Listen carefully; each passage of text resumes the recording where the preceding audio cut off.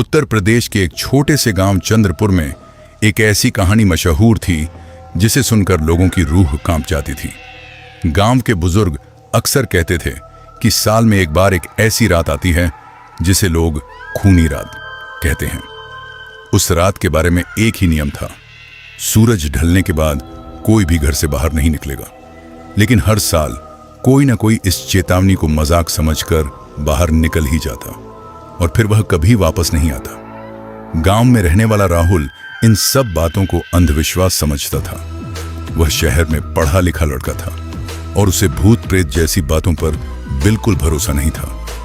एक दिन राहुल अपने दादा से पूछ बैठा, दादा, ये खूनी रात की कहानी सच है या बस लोगों को डराने के लिए बनाई गई है?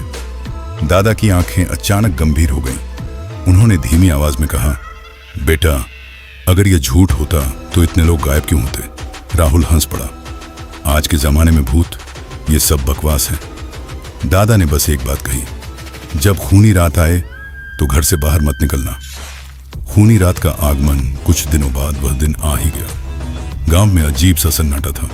सूरज डूबते ही सभी लोगों ने अपने घरों के दरवाजे और खिड़कियां बंद कर लीं। राहुल ने देखा कि पूरे गांव में डर का माहौल था।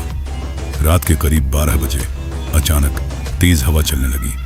पेड़ जोर जोर से हिलने लगे, कुत्ते जोर जोर से भौंकने लगे। फिर अचानक सब शांत हो गया। इतनी खामोशी थी कि दिल की धड़कन भी सुनाई दे रही थी। राहुल को यह सब देखकर और ज्यादा जिज्ञासा होने लगी। उसने सोचा, आज मैं सच पता करके रहूंगा। वह धीरे से घर का दरवाजा खोलकर बाहर निकल गया। अजीब आवाज, गांव की गलियां बिल्कुल खाली थीं। आसमान में बादल छाए हुए थे और चांद भी दिखाई नहीं दे रहा था। अचानक दूर से किसी के रोने की आवाज आने लगी। बचाओ, कोई मुझे बचाओ! राहुल चौंक गया। उसने आवाज की दिशा में चलना शुरू किया। जैसे जैसे वह आगे बढ़ रहा था, हवा और ठंडी होती जा रही थी। अचानक उसे लगा कि कोई उसके पीछे चल रहा है। उसने पीछे मुड़कर देखा, लेकिन वहां कोई नहीं था। राहुल ने खुद को समझाया, शायद मेरा भ्रम है। लेकिन तभी धड़ाम, किसी दरवाजे के जोर से बंद होने की आवाज आई। सफेद परछाई राहुल ने सामने देखा। गली के आखिर में एक सफेद परछाई खड़ी थी। वह धीरे धीरे उसकी तरफ मुड़ रही थी। राहुल की सांसें तेज हो गईं। जैसे ही वह परछाई करीब आई, राहुल की आंखें डर से फैल गईं। वह कोई इंसान नहीं था। उसका चेहरा पूरा खून से भरा हुआ था। आंखें पूरी तरह काली थीं और उसका मुंह असामान्य रूप से बड़ा था। वह धीरे से बोला, तुम बाहर क्यों आए हो? राहुल के पैरों तले जमीन खिसक गई। उसने डरते हुए पूछा, तुम कौन हो? वह परछाई हंसने लगी। उसकी हंसी इतनी डरावनी थी कि राहुल के शरीर में सिहरन दौड़ गई। भयानक सच, वह बोला, बहुत साल पहले इस गांव में एक भयानक हत्या हुई थी।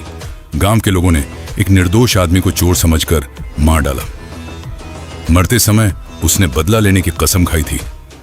तब से हर साल एक रात में लौटता हूं और उन लोगों को ढूंढता हूं जो नियम तोड़ते हैं। राहुल की हालत खराब हो चुकी थी।